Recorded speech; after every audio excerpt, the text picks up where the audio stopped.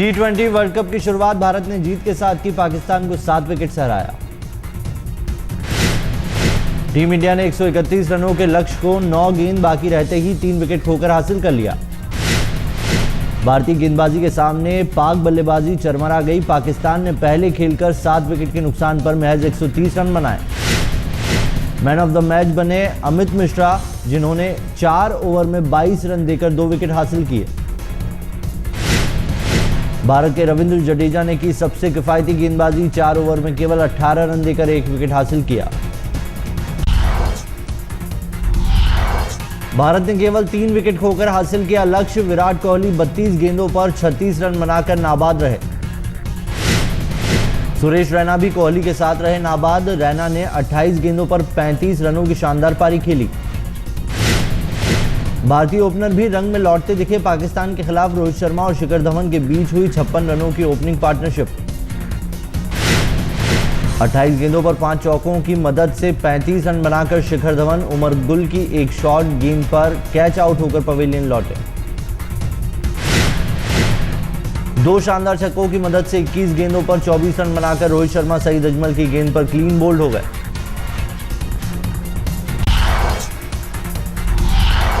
युवराज सिंह पाकिस्तान के खिलाफ भी कुछ खास नहीं कर पाए। केवल 1 रन बनाकर यूवी बिलावल भट्टी की गेंद पर क्लीन बोल्ड हो गए।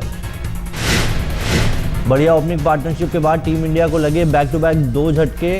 केवल 11 रन के भीतर 3 विकेट गिरे। चौथे विकेट के लिए रैना और कोहली ने किया कमाल। 66 रन की नाबाद साझेदारी कर मैच भारत की झोली में डाला। उमर गुल साबित हुए पाकिस्तान के सबसे महंगे गेंदबाज। केवल 3.5 ओवर में 10 के औसत से लुटा दिए 35 रन। पाकिस्तान की ओर से सईद अजमल, बिलावल भट्टी और उमर गुल ने लिया 1-1 विकेट।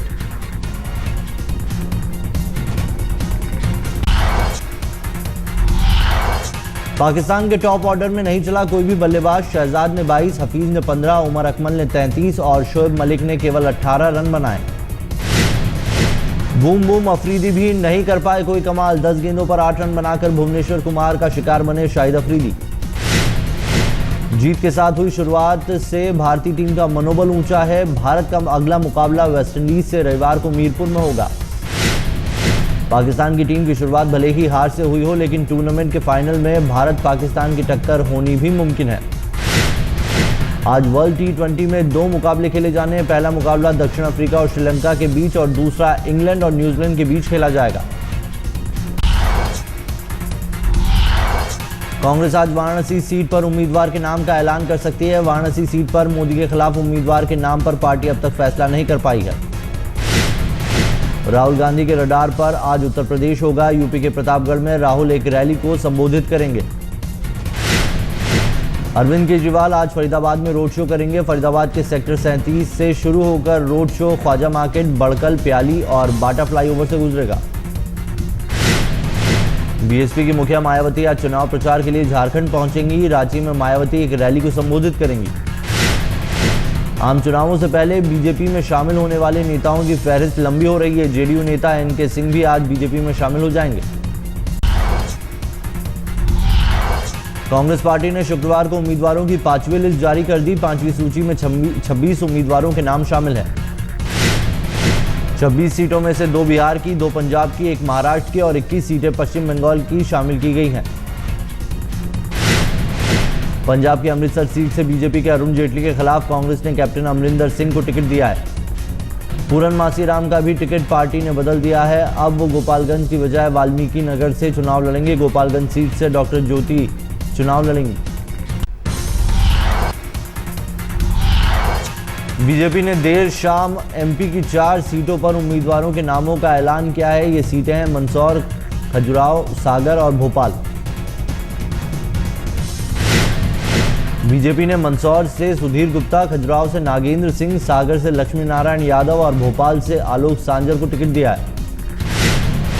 शिवसेना ने महाराष्ट्र के बाहर भी पैर फैलाने शुरू कर दिए हैं। उत्तर भारतीयों को निशाना बनाने वाली शिवसेना ने दिल्ली में 5 उम्मीदवार उतारे हैं।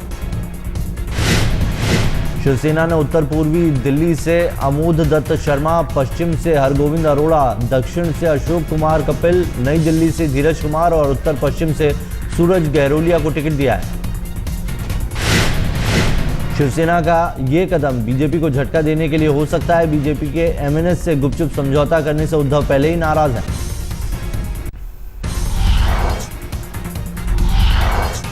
कांग्रेस नेता अंबिका सोनी ने आज तक से बातचीत में किया खुलासा। कहा, सोनिया गांधी के कहने पर लड़ रही हूं लोकसभा चुनाव। अंबिका सोनी का दावा, उन्होंने पार्टी को कहा था कि वो नहीं लड़ना चाहती हैं चुनाव, मगर पार्टी के कहने पर हुई राजी। पंजाब की अनंतपुर साहिब सीट से लड़ेंगी अंबिका सोनी। अंबिका सोनी ने बताया, सोनिया ने कहा था कि जनता के बीच जा रहा है गलत संदेश कि कांग्रेस नेता चुनाव से भाग रहे हैं, इसीलिए बड़े नेता जरूर लड़ें लोकसभा चुनाव। नई दिल्ली सीट से कांग्रेस उम्मीदवार अजय माकन ने बोला है, बीजेपी पर हमला। कहा, मोदी की लहर है तो सीट क्यों बदल रहे हैं बीजेपी के नेता। अजय माकन के मुताबिक कांग्रेस नेताओं ने अपने इलाकों में काफी काम किया है, इसीलिए चुनाव में कांग्रेस पार्टी के उम्मीदवारों की जीत तय है। कांग्रेस को उत्तराखंड में बड़ा झटका लगा है। आम चुनावों से ठीक पहले पार्टी के सांसद सतपाल महाराज ने थाम लिया है बीजेपी का हाथ। बीजेपी अध्यक्ष राजनाथ सिंह के साथ सतपाल महाराज आए मीडिया के सामने। सतपाल महाराज ने कहा कि वो उनके परिवार के कोई सदस्य नहीं लड़ेगा आम चुनाव। खतरे में पड़ सकती है उत्तराखंड की रावत सरकार। सूत्रों की माने तो सतपाल महाराज के साथ 6 विधायक भी छोड़ सकते हैं कांग्रेस। बीजेपी के वरिष्ठ नेता जसवंत सिंह बाड़मेर से निर्दलीय लड़ेंगे, टिकट नहीं मिलने से है नाराज। बीजेपी ने जसवंत सिंह की मांग को किया नजरअंदाज। वसुंधरा राजे सोनाराम चौधरी की कर रही थी पैरवी। टिकट को लेकर बाड़मेर बीजेपी में हुआ था बवाल। जसवंत सिंह के समर्थकों ने पार्टी दफ्तर पर जड़े थे ताले। कर्नल सोनाराम के खिलाफ लगाए नारे। टिकट मिलने के बाद पहली बार कानपुर पहुंचे मुरली मनोहर जोशी। रोड शो कर अपनी मौजूदगी का दिलाया एहसास। मुरली मनोहर जोशी अभी वाराणसी से हैं सांसद। नरेंद्र मोदी के लिए छोड़ी है वाराणसी की सीट। केसरगंज के बीजेपी के लोकसभा प्रत्याशी बृजभूषण शरण सिंह ने आचार संहिता की उड़ाई धज्जियां। अयोध्या में खुलेआम बांटे नोट। चुनाव आयोग ने बृजभूषण के खिलाफ दर्ज किया मामला। नोट बांटने के अलावा बिना अनुमति जुलूस निकालने का भी केस। आंध्र प्रदेश की जनसेना पार्टी के नेता पवन कल्याण ने मोदी से मुलाकात की। चुनाव में समर्थन देने का दिलाया भरोसा। आम चुनाव से पहले बनारस में एसपी प्रमुख मुलायम सिंह यादव ने कार्यकर्ताओं की बैठक ली। मुलायम ने कार्यकर्ताओं को कहा कि मोदी को हराने के लिए जनता के बीच जाकर एसपी सरकार के काम बताइए। कौन था? नीतीश का पार्टी था क्या दिखाने वाला? बीजेपी का ही होगा ना। वो तो रविशंकर का बीजेपी का होगा। वो चाहता था यहाँ लड़ना। ये तो उन लोगों के घर की बात है, हमसे क्या पूछ रहे हो? जेडीयू ने भी शत्रुघ्न सिन्हा को काले झंडे दिखाए जाने पर प्रतिक्रिया देते हुए बिहारी बाबू पर हमला बोला। जेडीयू प्रवक्ता के मुताबिक ये केवल चुनावी स्टंट है। शुक्रवार को नामांकन भरने गए शत्रुघ्न सिन्हा को बीजेपी के ही कुछ कार्यकर्ताओं ने काले झंडे दिखाए थे। शत्रुघ्न सिन्हा के समर्थकों ने की थी काले झंडे दिखाने वाले की पिटाई। वर्ल्ड T20 के दौरान मैच के बीच में टीवी पर दिखने लगे बीजेपी के कुछ खास टीवी ऐड। ये ऐड कार्टून एनिमेशन के जरिए बनाए गए थे, जिनमें खास तौर पर केजरीवाल को टारगेट किया गया था। दिखाए जा रहे एक ऐड में खास तौर पर अरविंद केजरीवाल के धरने को दिखाने वाला ऐड भी है। ऐड देखकर लगने लगा है कि बीजेपी को भी अब केजरीवाल का डर सता रहा है।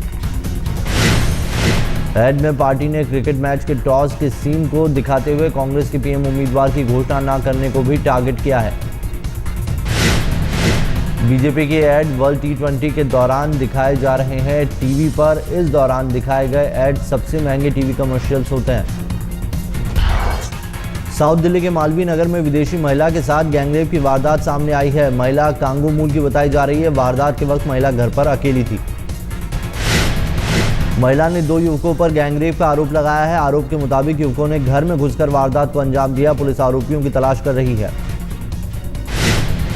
ग्रेटर नोएडा के सूरजपुर थाना इलाके में गैंगवार का मामला सामने आया है। करीब आधा दर्जन बदमाशों ने कार सवार 2 प्रॉपर्टी डीलर्स पर फायरिंग की है। हमले में एक प्रॉपर्टी डीलर की मौत हो गई, जबकि दूसरे की हालत नाजुक बनी हुई है। वारदात के बाद बदमाश हथियार लहराते हुए मौके से फरार हो गए। बताया जा रहा है कि मरने वाला सुंदर भाटी गैंग से था, जबकि हमलावर अनिल दुजाना गैंग के शार्प शूटर्स थे। दोनों गैंग के बीच लंबे समय से गैंग वॉर चल रही है। श्रीगंगानगर के पदमपुर कस्बे में 1 महीने पहले घर से गायब हुई 7 साल की बच्ची अरशदीप कौर का शव खेत में बने हुए कुएं से बरामद किया गया। स्थानीय लोगों का आरोप है कि अगर पुलिस ने वक्त रहते परिजनों की शिकायत पर कार्रवाई की होती तो बच्ची को बचाया जा सकता था।